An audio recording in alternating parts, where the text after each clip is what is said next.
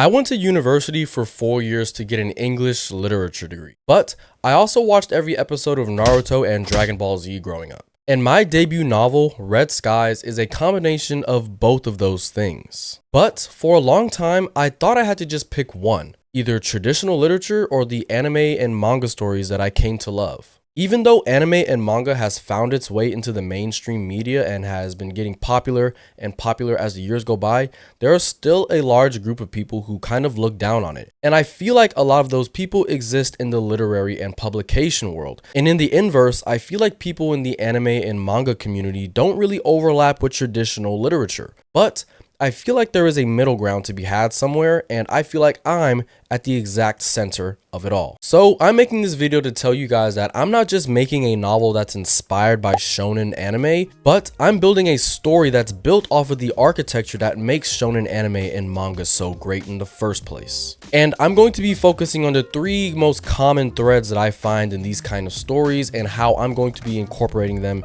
into my own novel. And those 3 pillars are going to be the underdog arc, the found family, and the tragic villain backstory. All of the great animes have a combination of those 3 things, and all of those things show up in some capacity in my debut novel, Red Skies. But first, we need to break down what exactly makes shonen so great. Now, if you're not familiar with the term shonen, it literally means young boy in Japanese. But for the context of this video, shonen means a demographic category for Japanese anime and manga aimed at boys roughly aged 12 to 18. Some common themes include perseverance, friendship, fierce competition, and coming of age. Some common features that you'll find in the narratives are intense action scenes, combat, or high-stakes competitions like sports or tournaments. There's also a strong focus on the protagonist's growth and overcoming often impossible odds. And when it comes to the protagonists, they're usually young males who start off weak or inexperienced and grow stronger, wiser, or more skilled over time. Some of the more common surface aesthetics include the power-ups, the filler arcs, the friendship speeches, and the tournament brackets. But I'm here to ask the question of what's really underneath. First, let's break down shonen's actual architecture. There's usually a protagonist with a specific lack, whether it's power, recognition, belonging, or control, who earns growth through failure and relationship, not off talent alone. There's also an emotional engine. Shonen doesn't reward genius. It rewards persistence in the face of inadequacy. That's why it resonates with teenagers and adults who remember being teenagers. Because let's be honest, not all of us are geniuses. In fact, most of us are average, and that's where shonen really shines, because it takes an average person and transforms them into something greater, showing us all that we can do it too. Now, let's look at some of the literary precedents that inspired shonen in the first place. You've got the underdog hero, which is a tale as old as time. For example, you've got David versus Goliath, the Bildungsroman, and the hero's journey. Shonen didn't invent these structures. Next up, you've got the found family structure, specifically Joseph Campbell's allies and helpers compressed into a tight ensemble where everyone's flaw is someone else's strength. The team doesn't just fight together, they complete each other's character arcs. A brief example of this would be in My Hero Academia with Class 1A. Class 1A isn't just a class of students. Every student's quirk and personality is a deliberate structural choice. So, despite what some people might say, shonen is not just lowbrow storytelling with epic fight scenes. It is one of the most emotionally sophisticated ensemble frameworks in popular fiction, and I built Red Skies on it deliberately. And if I had the chance, I'd do it again. Oh, let's break it down! Let's start off with the underdog arc. The shonen underdog isn't defined by weakness. They're defined by a specific gap between who they are and who they need to become. The arc is the closing of that gap, but always at a cost. This gap can be external, for example, Deku not being strong enough or not having a quirk, or internal, for example, Todoroki not being in control of his own life, psychological, such as Aang not being willing to be the Avatar or Firebend in Avatar The Last Airbender, or social, such as Naruto not being accepted by his village. And the best characters always have more than one gap. One of the main characters in Red Skies is named Chase Anderson, aka the Sentinel. And if I were to compare him to any characters from my favorite animes, I would say he has the personality and backstory of a Todoroki from My Hero Academia, with a little bit of Deku's determination as well. His abilities are super strength and impenetrable skin, along with an advanced healing factor. And the underdog arc in Chase isn't about getting stronger per se. It's about learning that strength alone doesn't win you anything that really matters. If we look at Todoroki's arc in My Hero Academia, it isn't about his fire side being stronger than his ice side. It's about accepting that both sides are his. Chase's arc rhymes with that. He has the power, but he refuses part of himself. Specifically, the part that needs other people. And next up, we've got Oscar, who is the second point of view character in Red Skies. And if I were to compare him to an anime character or anime adjacent character, it would be Aang from Avatar: The Last Airbender.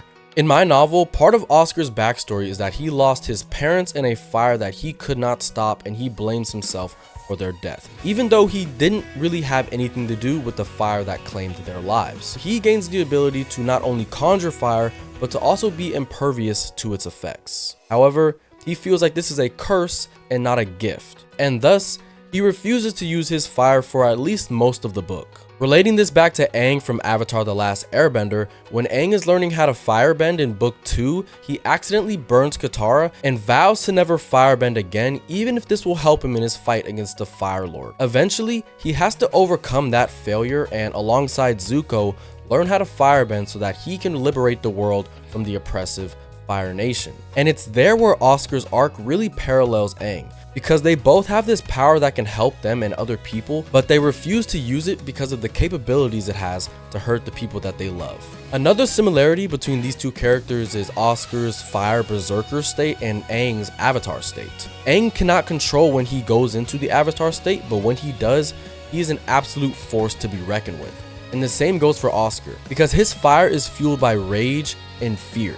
And when those things reach a fever pitch, nobody can stop him, which is what makes him one of the most powerful characters in my entire universe. But at the core of both of these characters is one failure that holds them back for almost the entire narrative. And as a result, their arcs are built off of that paralysis. And if we look at Oscar's arc, his power is fire, but that's how he lost everything. But now he can control it. So, the underdog arc in Oscar isn't is he strong enough to control his fire. It's can he forgive himself enough to try. And last but not least, we've got Emily, who is kind of a Naruto/Sasuke hybrid character. And I feel like it's that combination of personalities that makes her character the most interesting one in the entire novel. When it comes to the Naruto comparison, both Naruto and Emily have been outcasted by their home village. For Naruto, it's because he bears the spirit of the nine-tailed fox, and for Emily, it's because she's different from everyone else in her small town. However, both of these characters desire to feel like they belong, and even perform their personality just to try and fit in. But the Sasuke comparisons start to kick in when Emily realizes that she doesn't actually want to fit in with these people and decides to go and take her own path. Out of all of my protagonists, she's the one who's most susceptible to believing the villains are right. In fact, she gets really close to joining them at one point in the book. She also has a habit of pushing everybody away, even though she truly wants to be close with the people around her. She knows that being vulnerable can be a weakness, but part of her arc is realizing that it can also be a strength. So, her underdog arc isn't external at all. It's entirely internal. She's fighting herself, and the team around her is just collateral damage. Because one of the core themes of Red Skies is family, which also relates to the found family pillar that you find in a lot of shonen anime. And each of these three characters in my novel have their own different underdog arc. And none of them are about getting stronger, because that's not really what my story is about. At the core of it all of their arcs are about being honest with themselves and becoming better people. And that's shonen anime. And that's also Red Skies and the Eternal Keyverse as a whole. One of the most common pillars in shonen anime is the found family. And it's not just a heartwarming background detail. It's structural. The team exists because no single member can complete their arc alone. They need each other's specific failures and strengths to grow. In My Hero Academia, Deku and Bakugo's relationship isn't rivalry for rivalry's sake. Deku needs Bakugo's conviction that he can be number one. Bakugo needs Deku's proof that drive without talent can still become greatness. Each one is the other's argument. And in Naruto, we've got Team 7. You've got Naruto's reckless optimism, Sasuke's isolated genius, and Sakura's analytical precision. None of them are complete without the other two. And the tragedy of the series is what happens when the triangle breaks. When it comes to the found family aspect of my novel, each of the original 6, which is what I like to call the 6 main members of my cast, have their own dynamic with each other, and they can't exist as a team without each other. There's 6 of them for a reason, and they all play off each other's strengths and weaknesses. For example, Chase, who is the leader of the team, has to learn that strength without trust is just power. And on the flip side, the rest of the team needs Chase because when everything breaks, someone has to be there to hold the line. And moving on to Oscar, his guilt and refusal to use his fire powers is the emotional blind spot of the team. And he eventually becomes the team's conscience. And it's Theo's anxiety of becoming a hero that matches perfectly with Oscar's paralysis of using his powers. But the two of them working together to overcome their fears is a structural parallel, not a coincidence. And then we've got Stella, who is the team's second in command, even if they don't really like it. She's the one who really holds them all together. On the surface, she seems like the perfect leader. She's strong, capable, and powerful. But it's this performance of her personality that leads us to the question of what happens when that performance cracks? Because perfection is only skin deep. And there's a lot going on within Stella that we get into throughout the course of the novel. However, it's Andre who sees her crack first because he's the anchor of the group. He doesn't talk much, but he sees everything. And his ability of absorbing solid materials and taking on their properties directly links to his ability to absorb everybody else's emotions and try to figure out the best way to help his team. And last but not least, we've got Emily's push and pull dynamic with belonging being the team's emotional wound. She's the one who's most likely to defect from the team and join the other side, which makes her decision to stay that much more impactful. I didn't build these characters separately because I wanted them to feel like a team. I wanted them to feel like a family. Each one's flaw creates the conditions for another one's growth, and vice versa. And that wasn't an accident. That's shonen architecture and character dynamics at work. Because the best animes have the best character dynamics. You've got Goku and Vegeta. You've got Deku and Bakugo. You've got Naruto and Sasuke. You've got Aang and Zuko. The list goes on and on. Because found family in shonen works because the family actually reveals parts of you.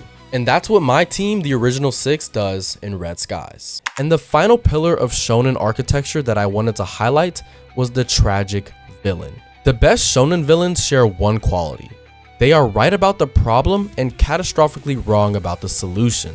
And that gap is where all the moral complexity lives. Let's start off with an example from Naruto, specifically from Naruto Shippuden. Pain lost everything to the cycle of war and hatred that the ninja world perpetuates. His solution?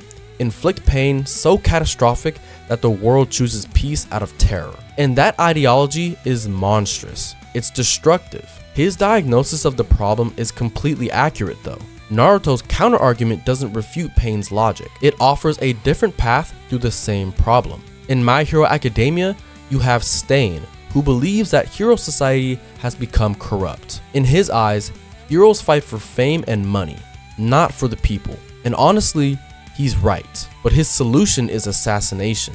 And the tragedy is that his diagnosis inspires people who take it further than he intended, including people that he would consider enemies like the League of Villains. And the final parallel I have is from Tokyo Ghoul and the Erogiri Tree, the collection of ghouls who operate in Tokyo's underground circuit. And the idea of the Erogiri Tree is that they are a persecuted group internalizing the violence of their oppressors. And their ideology is a direct product of the world that the hero, Ken Kaneki, is also trying to change. And when it comes to the villains in my novel, Epoch actually thinks it's saving the world from itself. But for them, the only way that can happen is if humanity literally evolves. They believe that the Age of Primes will bring about a new era of prosperity, a golden age if you will, ruled by the strongest. But here's the tragic element of Epoch's ideology. They're not necessarily wrong that humanity has a stagnation problem, and they're also not wrong about primes representing something new. However, they are catastrophically wrong about how they choose to go about it. Because at the end of the day, Epoch is still a terrorist organization. They have just done a lot of things that can't justify them being the actual true good guys, even if they think they are in their own heads. Because to them, They think strength is what qualifies someone to rule. Because strength without wisdom, without compassion, without the hard-earned lessons that the primes are still learning is just a new version of the same old problem. And that's exactly why Epoch is a dark mirror to the original 6. Epoch is what they could have become if their arcs failed, if they didn't make the decision to become heroes. Chase without growth becomes the strongman who imposes his will on everybody else. Emily without healing becomes the voice that manipulates instead of connects. And Oscar without taking responsibility becomes Aang if he got trapped in the ice for another 100 years. And one thing I love about shonen anime is that the villain is not separate from the hero. In fact, the villain is often the destination that the hero is running away from. I didn't write Epoch to be evil because honestly, within the Eternal Keyverse, I don't believe in true black and white. There's a lot of gray that you can find in the protagonists. There's a lot of gray that you can find in the protagonists and the antagonists. I wrote Epoch to be persuasive because there are a couple of points in the book where you start to think, maybe they're right. And even some of my characters start to think this as well. Because in my opinion, the only villain worth noting is the one that you understand, the one that you can empathize with on a certain degree. And a lot of villains in shonen anime and manga are often the highlights of the entire story. And there's always that one moment where you can understand why someone might follow them. And that's the shonen tradition. And it's also one of the hardest things to get right in writing. The reason why the tragic villain works so well is because it forces the hero and the audience to answer the question instead of just defeating the threat. And now I want to highlight what Western superhero fiction gets wrong about the genre. Western superhero fiction, film and television specifically, tend to flatten these three pillars. When it comes to the underdog arc, it becomes an origin story that ends at competence. The hero gets the power and the arc is over. But shonen never lets the arc end at just competence. It takes it further, bringing us along the journey of the protagonist as they try to reach the top of the mountain. And in Western superhero fiction, the found family becomes a roster. Characters with distinct personalities who happen to fight together, rather than a system where each person's flaw is structurally necessary for the others. And in Western superhero media, the villain becomes a threat to be neutralized rather than an argument to be answered. At the end of the story, the hero usually defeats them, and the ideology dies with them. But in shonen, the villains leave their argument behind even after they are defeated. This isn't a takedown of Western superhero fiction. It's a distinction, because there are still a lot of things that Western superhero media has gotten right. The MCU has done found family quite well, as seen in Guardians of the Galaxy and the Thunderbolts. It also has done the tragic villain well, as we've seen in Thanos and quite a lot of their villains actually. However, it has rarely done all three of the most prominent shonen pillars simultaneously in a single story. Red Skies is my attempt to do all three at once, but in a novel, not in a television show or a movie, with the structural deliberateness of someone who has been studying both literary fiction and shonen for their entire adult life. And I think those two things are more compatible than anyone has given them credit for. And so I realized that you don't actually have to take a stance between traditional literature or anime stories. You can bridge them together and come up with amazing narratives. I stopped trying to choose between the two of them a long time ago. The only reason why the Eternal Keyverse exists is because I chose the things that I learned in school and the things that I loved about writing and put them all together. And if you've ever been told that what you love isn't serious enough to build something serious out of, this video is my argument against that. Your influences aren't a liability. They're the blueprint for your story. Because if there's one thing I'm not shy about, it's wearing my influences on my sleeve, as I'm sure all you guys have picked up on by watching some of my videos. And if you want to gain access to some exclusive Keyverse content along with early access to these videos and snippets from my novels, go ahead and check out the Patreon, the link is in the description, and go ahead and check out my Instagram account where I post almost daily with behind the scenes looks, graphics, and whatever else I decide to post over there. And if you guys have anything specific that you want to see in future videos or questions that you want answered, go ahead and drop them down in the comments, as I'm taking all of your suggestions and ideas for future Eternal Keyverse videos. The Eternal Keyverse and my debut novel Red Skies has been 10 plus years in the making, and you're getting here at exactly the right time. I've been LDJ, and I'll see you guys in the next one. Peace.